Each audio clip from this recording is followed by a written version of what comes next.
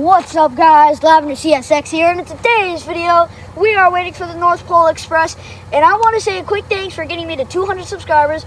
Whoever likes, subscribes, and watches all my videos. And well, with that, let's get to seeing some trains here at the Florida Railroad Museum.